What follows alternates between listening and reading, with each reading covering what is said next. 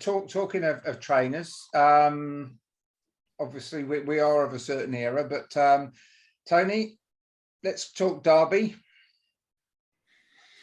I was going to say, was it 93 Ringer? Was it 93 Ringer Hustle? Yeah, 93 Ringer Hustle, 94 Moral Standards.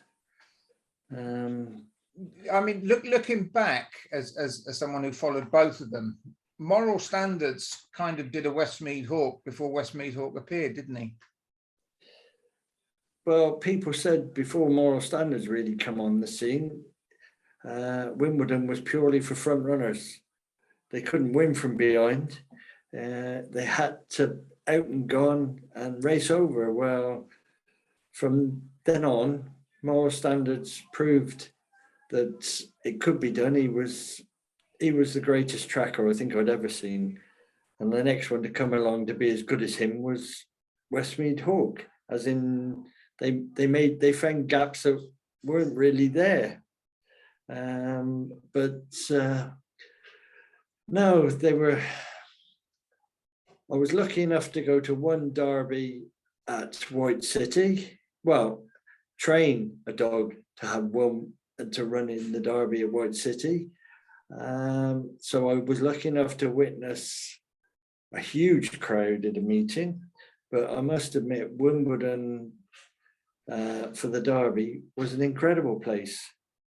The roar, it echoed in Wimbledon. I must admit, it's never going to be quite the same roar at Towcester as what was at Wimbledon, purely because of how it echoed. The wide open expanses at Towcester, you can still hear the roar, but it doesn't send goosebumps down my spine like it used to at Wimbledon. Yeah, to imagine an enclosed stadium, particularly obviously before they swapped sides, because to me it was a shadow of itself once they changed sides. Oh, definitely. It was yes, it was the place to have the derby. However, people moaned at the beginning when it went there, but it was proved that it was an ideal track for the derby. How many, Simon, how many derbies did you officiate in?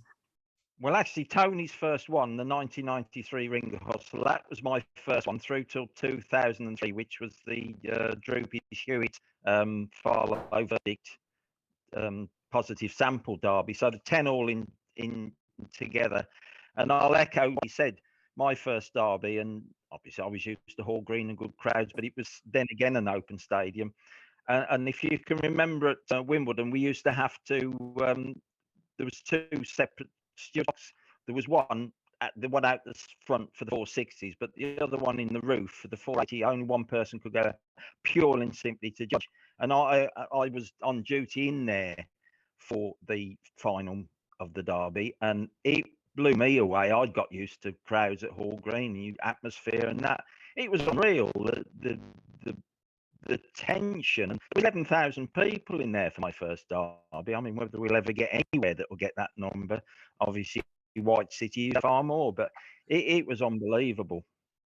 Yeah, I've often described people who hadn't been there with that when they start to play the music when the dogs play them on parade.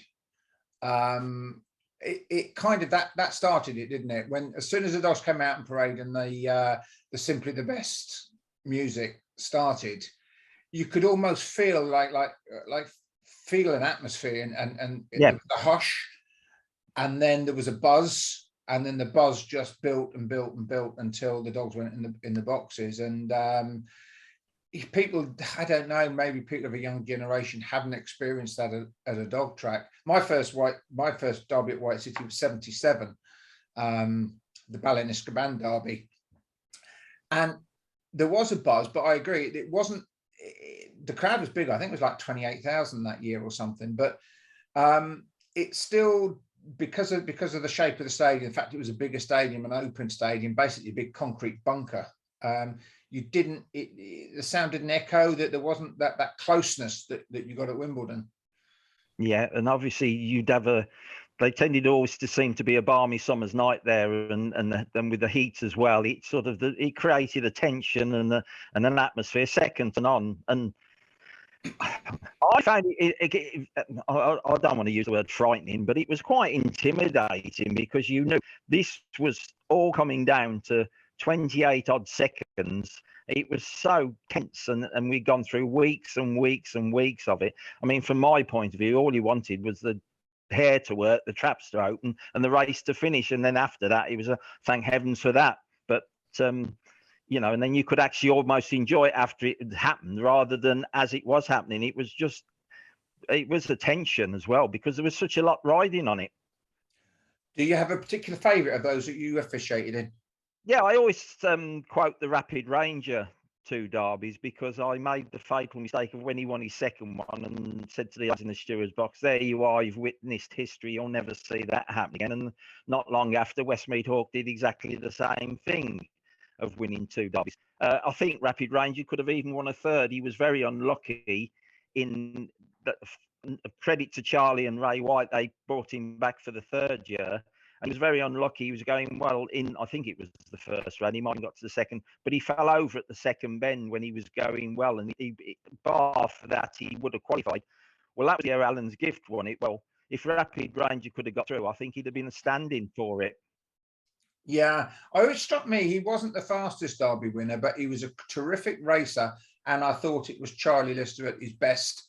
He got that dog absolutely at its peak on each final, and as you said, would probably have done the same thing again. He was fantastic training from Charlie, in my view. Yeah. I said I think I've seen many faster dogs in derbies than Rapid Ranger. I think was it Sonic Flights? Was that? I think he started favourite the one year, didn't he? And I thought he was a fast dog. Yeah, and dogs like Stapler's Joe, and we could spend all night going through dogs that probably were the best dog in the derby. But of course, it's like football and any other sport. It's not necessarily the best dog.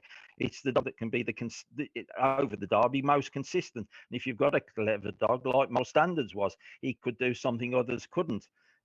You know, often it's all about early pace, and if a dog misses break, it's all over. But if you get a clever dog, and Westmead Hawk again, a dog that he can look beaten and still come and win. It's that's the difference.